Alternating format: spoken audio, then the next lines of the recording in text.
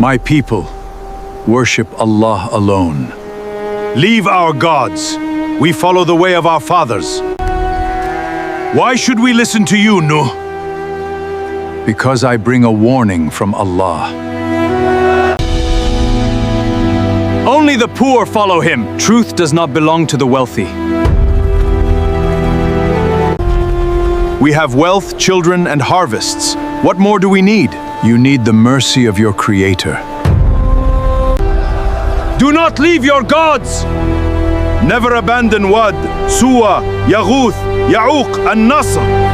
The valley was once a place of profound peace, a cradle of life where the air seemed to carry the very essence of devotion. In those ancient days, before the shadows of confusion draped themselves over the hearts of men, there lived among the people individuals of extraordinary character. Their names were Wad, Suwa, Yaghuth, and Nasr. These were not kings or conquerors, but righteous men whose lives were mirrors reflecting the light of the divine. Every morning, before the sun had even begun to crown the surrounding peaks with gold, Wad would stand in his accustomed place. He would raise his hands toward the heavens, his voice a gentle murmur that seemed to harmonize with the waking world, urging everyone who passed by to turn back to the one who made them. He was a man who lived in a state of constant remembrance, and his presence provided a spiritual anchor for the entire community. When people looked at him, they did not just see a man. They saw a reminder of their purpose on this earth. However, time, in its relentless march, eventually claimed these pillars of virtue. One by one, the righteous men passed away, leaving behind a silence that felt heavy and suffocating. The whole valley began to feel empty without them. The marketplaces, once vibrant with the wisdom they shared, now felt like hollow shells. The people were consumed by a grief that was as deep as the canyons surrounding their homes. They had not begun with the intention of straying. They began with a profound sense of loss. They feared that without these men to guide them, their children would forget the path of righteousness. They worried that the faces of the virtuous would fade from the collective memory of the tribe, and with those faces, the teachings they embodied would also vanish. It was during this period of mourning that a suggestion began to circulate among the grieving. Someone proposed a way to keep the memory alive. Brothers, what if we carve their likenesses, one for each of them, set right where he used to sit, just so our children see and remember them? There was hesitation at first. Some questioned the wisdom of creating statues of men, noting that they were, after all, only stone. But the desire to cling to the past was stronger than the caution of the present. They convinced themselves that these images would serve as catalysts for worship, that perhaps the young ones would grow up seeing these faces and be inspired to pray to Allah the way those men once did. The work began with a meticulous, almost desperate devotion. They didn't want mere approximations. They wanted the stones to breathe with the likeness of the departed. One carver, struggling with the image of Wad, was corrected by an elder who had sat beside the righteous man for 40 years. No, stop, the elder said. That's not him. His face was gentler than that. He pointed out a specific line by the mouth, insisting it be deepened because Wad was always half smiling, even when he was scolding someone. At first, these statues were exactly what the people intended them to be, reminders. They were names attached to memories, stones standing in the places of men who had once called people to Allah. When a father walked past the statue of Wad with his son, he would point and say, "That is Wad. He was a righteous man. When you see him, remember Allah." But as the years folded into decades and decades into centuries, the softer sentence of Shaitan began to take hold. The original intent, to remember the man so that one might remember God, began to warp. A subtle shift occurred in the heart of the culture. The generation that had known the men passed away, and the generation that had known the carvers followed them. Eventually, a new generation arose that had no living memory of the men themselves. To them, the stones were no longer just reminders. They were the objects of the ritual itself. A child would walk by the statue of Wad and, seeing his father bow, would ask, "Baba, who is that one under the cloth? Why do we bow to him?" The father, no longer possessing the deep spiritual understanding of his ancestors, would simply reply, "Because your grandfather bowed to him, and his father before that. This is what our people do." This was how the first idols on earth were ever raised. It wasn't through a sudden, violent rebellion against the Creator, but through the slow erosion of purpose and the substitution of tradition for truth. By the time Nuh, peace be upon him, was chosen to stand among them, the corruption was absolute. No one left alive remembered how it had truly begun. The valley was now a forest of stone gods, and the people were prisoners of a heritage they didn't understand. They lived in a world where the stones they had carved with their own hands were believed to hold the power of life and death, while the one who actually gave them the grain in their fields and the breath in their chests was forgotten. Prophet Nuh alayhi salam looked upon his people with a heart full of compassion and a soul burdened by the weight of the message he had been given. He did not come to them with a desire for power or wealth. He stood in the squares where the idols sat and spoke with a voice that was both firm and pleading. "I'm not here to take anything from you," he would say.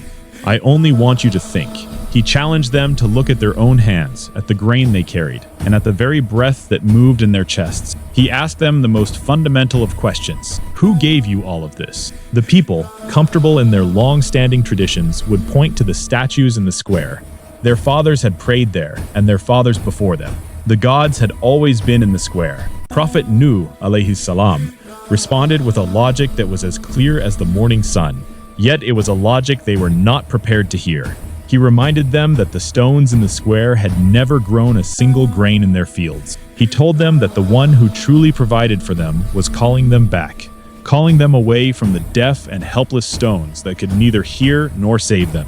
Worship Allah alone, he urged. Leave these stones. They cannot hear you. They cannot help you.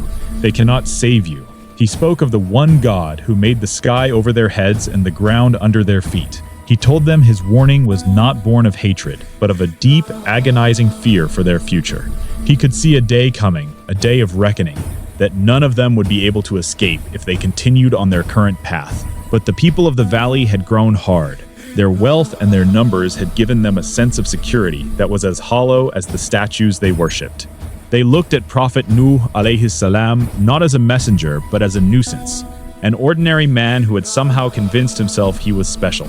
"Come down before you shame yourself," they would mock. They pointed out that he was just a man like them. He ate, he walked in the markets, and he bled.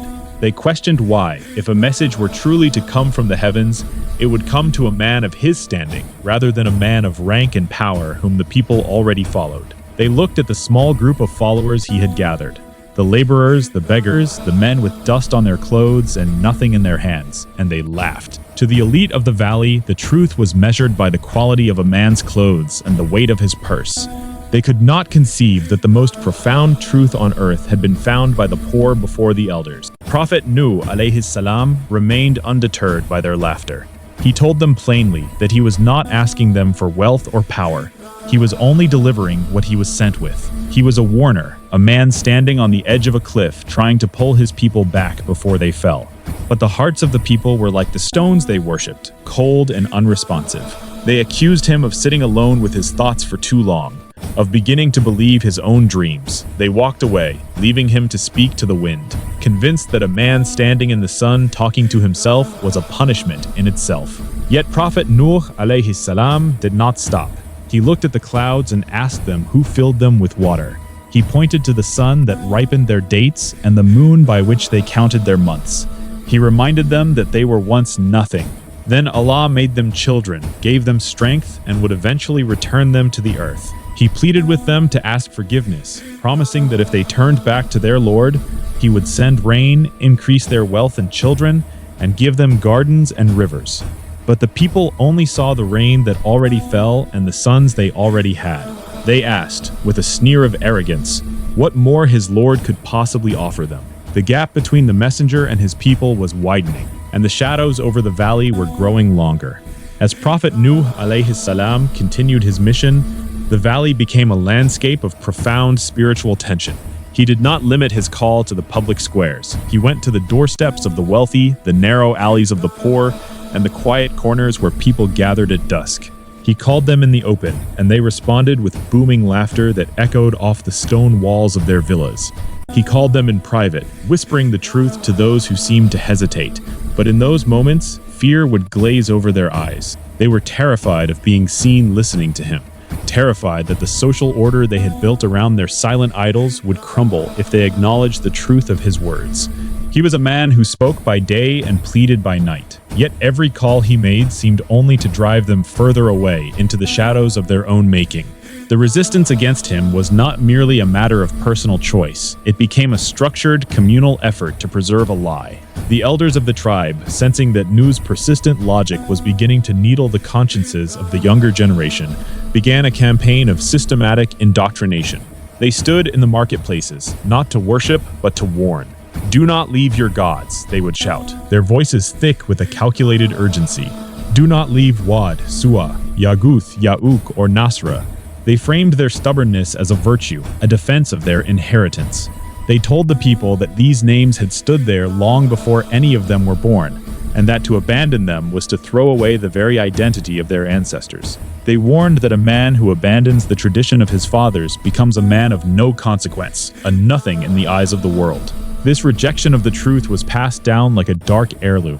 A father would take his son by the hand, lead him past the square where Prophet Nuh alayhi salam stood, and point a trembling finger at the prophet. "Look at me," the father would say, his voice low and stern. "There is a man in this valley who will one day come to you with soft words. He will speak of only one God, and he will make it sound gentle, like the first rain of spring. But remember this, poison can be sweet when it first touches the tongue." The child, looking up with wide, trusting eyes, would ask what he should do if the prophet spoke to him. The answer was always the same. You turn away, you do not listen, and when you have sons of your own, you tell them what I am telling you now. In this way, the refusal to believe was no longer just an opinion. It became a legacy, an inheritance of stone-cold hearts. Yet, even in a valley where the air was thick with mockery, not every heart was dead. There were those who lived on the margins, the laborers with calloused hands, the beggars who slept in the shade of the temple walls, the men with dust on their clothes and nothing but the truth in their hearts. These were the ones who found the truth before the elders did. They saw that wealth did not make a man full, and that a heart without the remembrance of the Creator was the emptiest thing in the world. One young man, after speaking with Prophet Nuh alayhi salam in the quiet of the evening, was confronted by his uncle. "You have shamed our family," the uncle spat, his face contorted in rage. "You have left the gods of your father for the dreams of a madman." Prophet Nuh alayhi salam comforted the young man, telling him that while he might have little in his hands, Allah had placed something far more valuable, Iman, in his chest. He promised the youth that a day would come when the world would finally see who was truly rich and who was truly destitute. As the seasons turned into years, and those years folded into decades, Prophet Nuh alayhi salam never wavered. He climbed the same paths and spoke the same truths, even as the faces in the crowd changed. The children he had once seen playing in the dust grew into men who warned their own children against him. The valley changed its faces, but it never changed its direction. It was a place frozen in its own arrogance. Prophet Nuh alayhi salam would stand before them, his hair turning the color of the salt in the earth, and plead with them to look at the world with fresh eyes. "Look at those clouds," he would say, pointing to the dark masses gathering over the mountains. "Who fills them with water? Who moves them over your parched fields?" He spoke of the sun that ripened their dates and the moon that served as their clock in the sky. He reminded them that they were once nothing, then children, then strong men, and that they would inevitably return to the earth before being brought out again for a final accounting. But the people's response was a chorus of derision. "The clouds came before you started talking, Nuh," they would laugh, "and they will still be coming long after you finally stop. Save your breath." They looked at their full granaries and their strong, healthy sons and asked with a sneer what his Lord could possibly offer them that they didn't already possess in abundance. They were blinded by their own prosperity, convinced that the rain would always fall and the sun would always rise just as it always had. They could not conceive of a world where their wealth and their statues could not protect them. The transition from ignoring Prophet Nuh alayhi salam to actively hating him happened slowly, then all at once. The mockery turned into threats. They grew tired of hearing the same warning for hundreds of years. "Noah, enough!" they finally cried out in a fit of collective rage. "You have argued with us longer than any man here can remember. Our fathers heard you, and their fathers before them. Their graves are full now, and you are still standing here with the same words, the same fear, the same promise of punishment." They dared him to stop talking and start acting. "If you are truthful," they challenged, their voices rising to a roar, "then bring it. Bring us this punishment you keep promising. Where is this day you keep warning us about?" Prophet Nuh alayhi salam looked at the sea of angry faces, his heart heavy with a sorrow they could not understand. "It was never mine to bring," he replied softly. It comes only when Allah commands it, and when He sends it, you will find that the gods you hold on to will not answer your cries. But the people were beyond listening. They told him that if he did not stop his preaching, he would be among those they stoned to death. They were ready to raise the very stones they worshipped against the man who was trying to save them. Prophet Nuh alayhi salam realized then that the cycle of rejection had reached its absolute peak. He had spent 950 years calling them back, and the only response left was the threat of his own blood on the sand. The door of mercy, which had been open for nearly a millennium, was beginning to swing shut. The passage of time in the valley had become a heavy, stagnant thing, like the air inside a tomb that has not been opened for centuries. 950 years is a span of time that defies human comprehension. Yet for Prophet Nuh alayhi salam, it was the measure of his patience, his sorrow, and his unwavering commitment to a people who had turned their backs on the light. He had seen the toddlers he once played with grow into men who spat at his feet, and then saw those men grow old and brittle, only to be replaced by a new generation even more hardened in their disbelief than the last. The valley had become a fortress of rejection. Every morning, the sun would rise over the peaks, and Prophet Nuh alayhi salam would climb the same rocky paths to the public squares, his voice still steady, though his hair was now as white as the salt flats in the distance. He looked out at the faces of a people whose ancestors' graves were now full, realizing that he had outlived nearly everyone who had first heard his call. The final confrontation began not with a new argument, but with an explosion of collective exhaustion from the people. They had grown tired of the very sound of his voice. As Prophet Nuh alayhi salam stood once again near the idols of Wad and Suwa, a great crowd gathered, not to listen, but to silence him forever. "Noah, enough!" they roared, the sound of their combined voices shaking the dust from the temple eaves. They surrounded him, their faces twisted in a rage that had been simmering for generations. They told him that he had argued with them for longer than any living memory could hold. They pointed to the sprawling cemeteries on the outskirts of the town, shouting that their fathers had heard his warnings, and their fathers' fathers before them. Yet the sun still rose, the rain still fell, and the valley remained prosperous. They mocked the same words and the same fear he had peddled for nearly a millennium, demanding to know where this promised punishment was hiding. "If you are truthful," they challenged with a sneer of absolute arrogance, "then bring it. We have waited long enough. Let us see this day you keep warning us about." Prophet Nuh alayhi salam looked at them, his eyes filled with a grief that went deeper than their anger. He told them simply that the punishment was never his to bring. It was a matter for Allah alone, and when it came, it would be a day from which no one could escape. He warned them that the very gods they held onto, those cold, silent stones, would not answer their cries when the decree of the Almighty was finally executed. But his words were met with a fresh wave of threats. They told him that if he did not cease his preaching immediately, he would be among those they stoned to death. They were prepared to use the very earth they walked upon to crush the life out of the man who had spent 9 centuries trying to save them. It was in this moment of absolute rejection that Prophet Nuh alayhi salam turned his heart fully toward the heavens. He retreated from the shouting crowd and sought the solitude of the heights. "My Lord," he prayed, his voice breaking in the silence of the wilderness, "I called my people by night and by day, but my call only made them run further away." He described how he had spoken to them in public squares and whispered to them in the privacy of their homes, urging them to seek forgiveness so that the heavens might open with rain and their lives might be blessed. But instead of turning back, they had covered their ears and wrapped themselves in their garments, refusing to even look at him. They had grown proud, and their pride had become a veil that no logic could pierce. "My Lord," he finally cried out, "I am overpowered, so help me." It was a prayer of total surrender, an admission that human effort had reached its limit. He asked his Lord not to leave a single one of the disbelievers upon the earth, for he knew now that they would only mislead others and give birth to children who would be lost in the same cycle of wickedness and disbelief. The response from the divine was unlike any Prophet Nuh alayhi salam had received before. It was not a call to continue preaching. It was a declaration that the time for words had ended. Allah informed him that no one else from his people would believe, save for those who had already found faith. The door of mercy, which had stood open for 950 years, was now swinging shut. Then came the command that seemed to defy all earthly reason. Build the ship.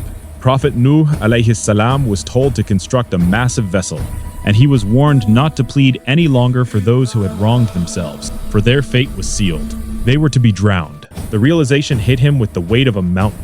It was over. The valley, the markets, the temples, and the people he had known for nearly 1,000 years were all destined for the deaths. When Prophet Nuh alayhi salam shared the news with the handful of believers, the laborers, the beggars, and the poor who had stayed by his side, they did not hesitate. "Where would we build it?" they asked, looking around at the parched, dusty landscape.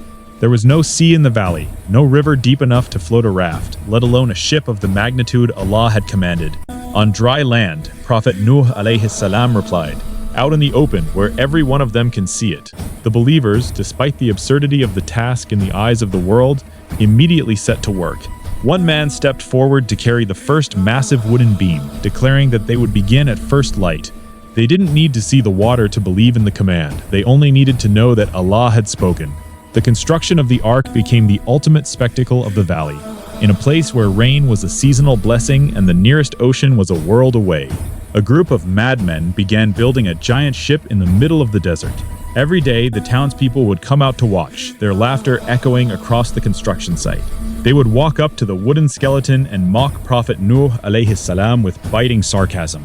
"Nuh, did the sea lose its way?" they would ask, doubled over with mirth. "Should we help it find you, or maybe you plan to drag this thing through the sand to the water?" They found it to be the funniest joke in the history of their tribe. A man who had warned them of fire and brimstone for centuries was now building a boat in a dust bowl. Prophet Nuh alayhi salam did not stop his work. He kept his eyes on the beams and his heart on the command. "Go on and laugh today while you still can," he would tell them, his voice calm amidst the storm of their ridicule. He told them that a day was coming when they would know who the punishment would truly fall upon, a day when they would be covered in lasting disgrace. He urged the believers to keep their focus, telling them that the laughter of the people could not sink what Allah had told them to build. They were building more than a ship. They were building the only bridge to the future of humanity. As the ark grew higher and the wood was sealed with pitch, the atmosphere in the valley changed. The laughter of the disbelievers became louder and more desperate, as if they were trying to drown out the growing realization that the man they had mocked for 950 years was preparing for something they could not possibly understand. The ship stood as a silent, wooden monument of faith against a landscape of stone-cold hearts, waiting for the first sign from a place where no one expected water. The command to build the ark was not just a task of engineering. It was a test of faith that stripped away every remaining layer of worldly comfort from the small community of believers. As the first light of dawn touched the peaks of the surrounding mountains, Prophet Nuh alayhi salam and his small band of followers gathered at the designated site. It was an area of hard, sun-baked earth, far from any shoreline or riverbed. To the logic of the world, it was the most impractical place imaginable for a shipyard. Yet, this was exactly where the command had been given. Prophet Nuh alayhi salam stood at the center of the site, his hands resting on the first massive timber, looking at the men and women who had chosen to stand by him. They were few in number, and many of them were physically frail, the very laborers and beggars the elite had mocked. But in their eyes, there was a clarity that the wealthiest merchant in the valley could not buy. They understood that they were no longer just building a vessel. They were building the boundary between the past and the future. The work was grueling and required a level of physical endurance that seemed impossible for such a marginalized group. They had to travel to distant forests to fell the massive trees required for a structure of such unprecedented scale. Every beam had to be hauled across the desert sands, every plank shaped with tools that bit into the hard wood, and every seam sealed with bubbling black pitch to ensure that not a single drop of the coming ocean could penetrate the hull.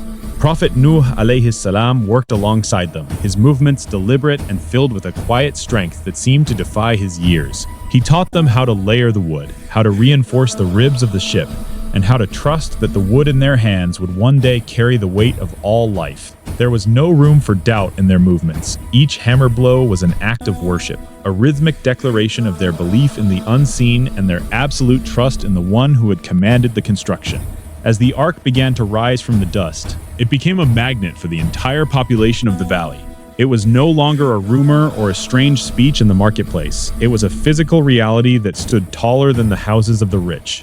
The site became a theater of the absurd for the disbelievers. Caravans would stop their march just to let the merchants laugh at the sight.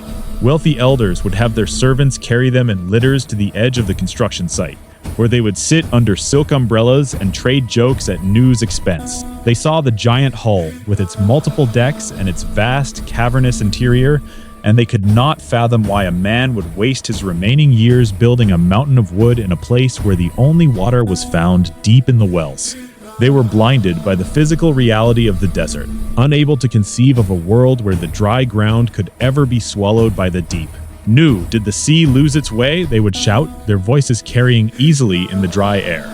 Should we help it find you? Or maybe you plan to drag this thing through the sand to the water? They would walk up to the beams and kick them, laughing at the solidity of a ship that had nowhere to go. One man, a leader among the mockers, would often bring his children, pointing at Prophet Nuh alayhi salam as if he were a cautionary tale or a street performer. Look at him, the man would say.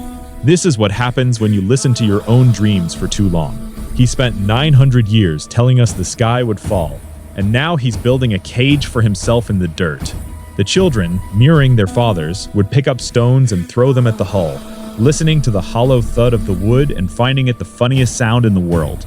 Prophet Nuh alayhi salam never allowed their bitterness to slow his hand or dampen the spirits of his followers. He would pause his work only long enough to look them in the eye, his gaze filled with a pity that the mockers mistook for senility. Go on and laugh today while you still can, he would tell them, his voice calm and resonant, cutting through the noise of their derision.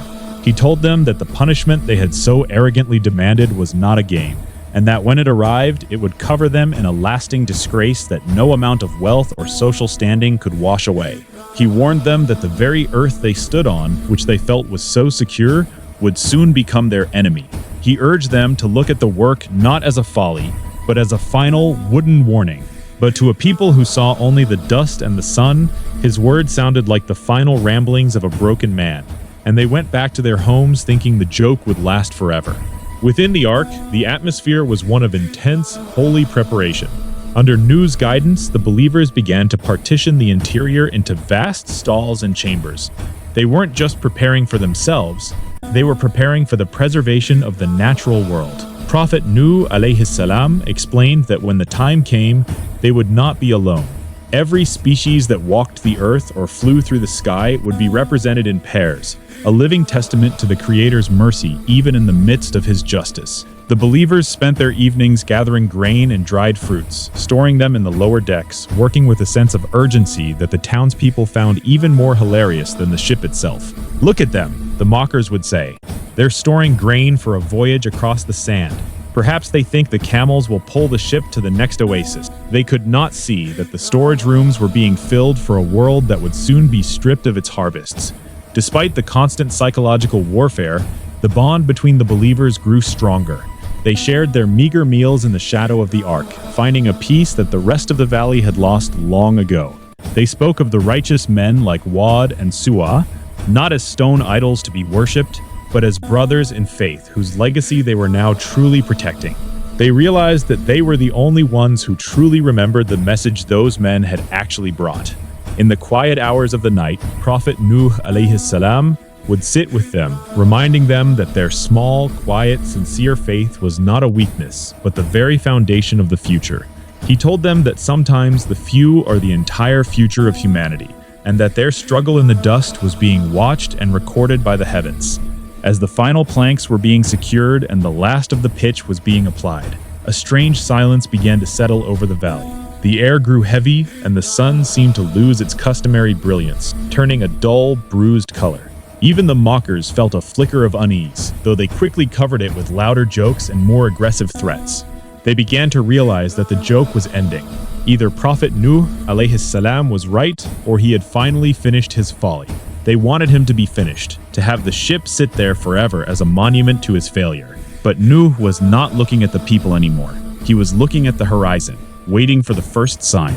He knew that the 950 years of calling were over. He knew that every word he had spoken, every tear he had shed, and every beam he had hauled was about to be answered. The ship stood ready, a silent, wooden giant in the heart of the desert, waiting for the moment when the laws of the world would be rewritten by the command of its creator. The first sign was not coming from the sky, but from a place much closer, a place where no one expected to see the power of the deep. The silence that followed the completion of the ark was not the silence of peace. but the heavy, expectant hush that precedes a cataclysm. Prophet Nuh alayhi salam stood on the upper deck, looking down at the massive structure that had been his life's work for years, and beyond it, at the valley that had been his home for nearly a millennium.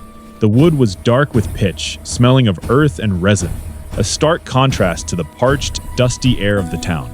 For 950 years, his voice had been the only storm in this valley, a storm of words and warnings that had finally spent itself. Now, the atmosphere itself seemed to be holding its breath. The birds had stopped singing, and the domestic animals in the town squares were restless, pulling at their tethers with wide, rolling eyes. The people, however, remained trapped in their own arrogance. They saw the stillness as a victory, a sign that Nuh's madness had finally reached its end, and that the world would continue just as it always had. Then the sign arrived. It didn't start with a thunderclap or a dark cloud, but from a place so domestic and ordinary that no one could have predicted it. In one of the humble homes, an oven, a place made for fire and the baking of bread, suddenly began to gush with clear, cold water. It was an impossibility, a reversal of the very nature of things.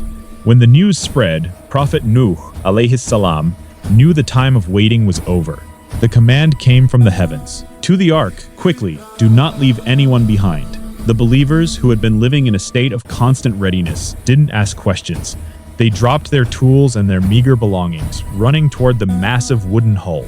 There was a sense of focused urgency, a quiet terror balanced by an absolute trust in their leader. The boarding was a scene of organized wonder. From the edges of the desert and the shadows of the hills, animals began to approach. They didn't come in a stampede of fear, but in a purposeful, steady march, moved by an instinct that bypassed their natural enmity. Prophet Nuh alayhi salam stood at the ramp, guiding the creatures into the stalls they had prepared. He took them in pairs, male and female, ensuring that the diversity of the Creator's work would not perish. The townspeople gathered at a distance, their laughter finally dying in their throats as they watched the animal kingdom submit to a command they themselves had rejected. They saw the massive elephants and the tiny insects all finding their places, yet they still stood on the dry ground, their hearts frozen in a state of disbelief. As the last of the believers crossed the threshold and the massive door of the ark began to groan shut, the sky finally broke. It wasn't a normal rain. It was as if the very foundations of the heavens had been unbolted. The clouds didn't just pour, they collapsed. At the same time, the earth beneath their feet began to heave and split, and water, black and ancient, surged upward from the deep. The two waters met in a violent embrace, and within minutes, the dusty streets of the valley were transformed into rushing rivers. The marketplace, where Prophet Nuh alayhi salam had stood for centuries, was the first to be swallowed. The stalls were swept away, and the stone idols, Wad, Suwa, and the others, stood momentarily against the current before being tipped over and buried under the silt and the surge. The transition from order to chaos was absolute. The people who had mocked the ark now ran toward it, their voices rising in a frantic, disjointed chorus of screams.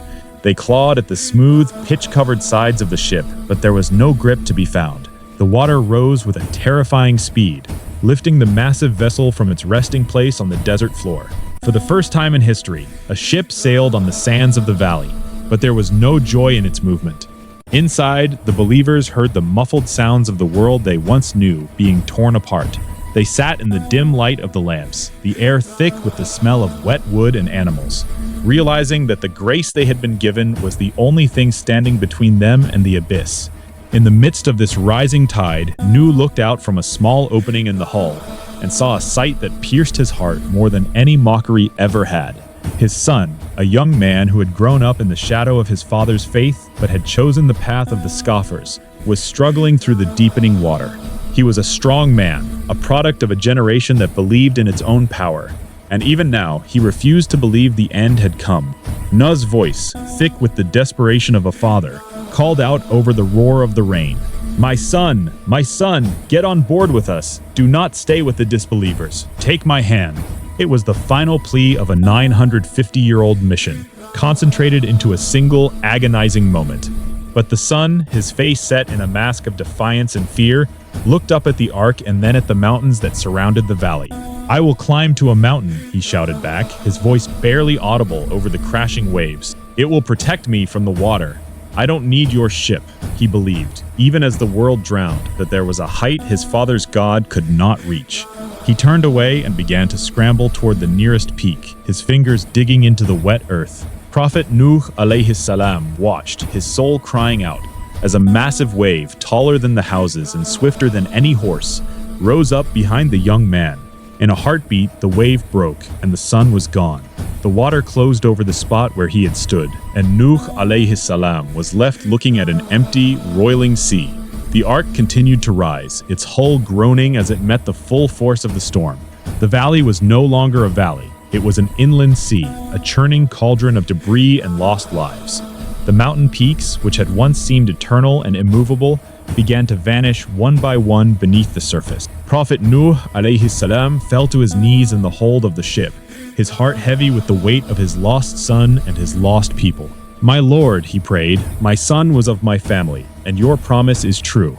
But the response from the divine was a reminder of a higher truth, that ties of blood are secondary to the ties of faith. The son had chosen his side, and the justice of the Creator was absolute. Prophet Nuh alayhi salam bowed his head, seeking refuge from his own grief and acknowledging the perfect wisdom of his Lord. Outside, the silence of death settled over the world. Every voice that had mocked the prophet was now silent. Every door that had been slammed in his face was underwater. The grand villas of the elite, the temples of the stone gods, and the narrow alleys of the poor were all equal now, resting in the cold, dark silence of the flood. The ark, the only spark of life in a drowned world, sailed on, carried by the same water that had destroyed everything else. It moved across the face of the deep, a wooden testament to the power of a small, quiet, sincere faith. The survivors inside realized that they were the only ones left to carry the memory of the world that was, and the only ones who would see the world that was to be. The storm showed no sign of stopping, and the horizon was nothing but a line where the gray sky met the gray water, leaving them alone with their Creator in the vastness of the judgment. The moment the oven began to gush with water, the atmosphere in the valley shifted from a heavy, expectant hush to a frantic, disjointed chaos. This was the sign Nuh had been told to watch for, a sign that defied the laws of nature and signaled that the period of warning was officially over. He did not hesitate. His voice, seasoned by centuries of pleading, now rang out with a new, sharp authority. To the ark, quickly. Do not leave anyone behind. The believers, who had lived for years in a state of prepared exile, dropped everything. They did not stop to gather gold or heirlooms. They understood that their only inheritance now was the wood of the ship and the mercy of their Lord. As they ran toward the massive hull, the sky above them finally broke. It was not a rain that began with gentle droplets, but a sudden, violent collapse of the heavens. At the same time, the earth beneath the town began to heave and split. An ancient, dark water surged upward from the deep. The two waters met in a terrifying, cold embrace. As the ramp of the ark was lowered, a spectacle unfolded that silenced even the most hardened scoffers for a brief moment. From the edges of the desert and the shadows of the receding forests, animals of every kind began to approach. They moved with a purposeful, eerie calm, guided by an instinct that bypassed their natural enmity. Nuh stood at the entrance, guiding the creatures into the stalls they had spent years partitioning. The massive elephants, the lions, the cattle, and even the smallest insects moved past the believers in a steady, rhythmic march. The townspeople gathered at a distance, their feet already submerged in the rising tide, watching in a daze as the animal kingdom submitted to the command they had rejected for 950 years. There was no more laughter now, only a growing, cold realization that the joke was turning into a tomb. "Do not block the ramp," the believers shouted, their voices barely audible over the roar of the downpour as they secured the last of the provisions. When the last of the believers had crossed the threshold, the massive door of the ark began to groan shut, sealed by a power that no human hand could move. Inside, the world became a dim, echoing space filled with the sounds of shifting animals and the rhythmic drumming of the rain against the pitch-covered wood. Outside, the transition from order to catastrophe was absolute. The streets where Prophet Nuh alayhi salam had walked for centuries were now rushing rivers. The marketplace, once the center of tribal pride and the site of so much mockery, was the first to be swallowed. The stalls were swept away like autumn leaves, and the stone idols, Wad, Suwa, and the others, stood momentarily against the surge before being tipped over and buried under the silt. The people who had mocked the idea of a ship in the desert now clawed at its smooth, dark sides, finding no grip on the wood they had once kicked in derision. The ark began to shudder. Then, with a slow, majestic heave, it lifted from the sun-baked earth. In the name of Allah it sails, Nuh declared, his heart heavy with the magnitude of the moment. The ship was floating. For the first time, the massive vessel was in its element, though its element was a world being destroyed. As the ark rose higher, Prophet Nuh alayhi salam looked out from a small opening and saw a sight that pierced his soul. His son, a young man who had chosen the path of the scoffers and the inheritance of his fathers, was struggling through the deepening water. He was strong and defiant, even as the world drowned around him. Nuh's voice, thick with the raw desperation of a father, called out over the crashing waves, my son, get on board with us. Do not stay with the disbelievers. Take my hand." But the son, his face set in a mask of pride and terror, looked up at the ark and then at the mountains that still breached the surface. "I will climb to a mountain," he shouted back, his voice strained against the wind. "It will protect me from the water. I don't need your ship." He believed, even in the face of a global cataclysm, that there was a height his father's God could not reach. He turned away, his fingers digging into the wet earth of the hillside. Nuh watched, his soul crying out in a silence that 950 years of preaching could not fill, as a massive wave, taller than any building and swifter than any horse, rose up behind the youth. In a heartbeat, the wave broke, and the sun was gone. The water closed over the spot where he had stood, and Prophet Nuh alayhi salam was left looking at an empty, roiling sea. The one voice he could not bring onto the ark was that of his own child. Prophet Nuh alayhi salam fell to his knees in the hold of the ship, the weight of his grief clashing with his absolute submission to the divine. "My Lord," he prayed, "my son was of my family, and your promise is true." He was seeking understanding in the midst of his sorrow, reminded of the promise that his family would be saved. But the response from the heavens was a reminder of a higher, more fundamental truth, that the bonds of faith are more enduring than the bonds of blood. The son had not been of his spiritual family. His conduct was unrighteous, and he had chosen the side of those who rejected the light. Prophet Nuh alayhi salam bowed his head, seeking refuge in Allah from asking for that of which he had no knowledge. He realized that the justice of the Creator is perfect, even when it is painful to the human heart. Outside, the world had become a featureless expanse of gray. The mountain peaks, which the people had thought would be their sanctuary, vanished one by one beneath the flood. The high villas of the wealthy, the ancient temples, and the sprawling cemeteries were all equal now, resting in the cold, dark silence of the depths. Every voice that had mocked the prophet was silent. Every door that had been slammed in his face was underwater. The ark was the only spark of life left on the planet, a wooden testament to the power of a small, quiet, sincere faith. It moved across the face of the deep, a solitary witness to the end of one world and the slow, submerged birth of another. The survivors inside, surrounded by the breathing of the animals and the creaking of the timber, realized they were the only ones left to carry the memory of what had been lost and the hope of what was to come.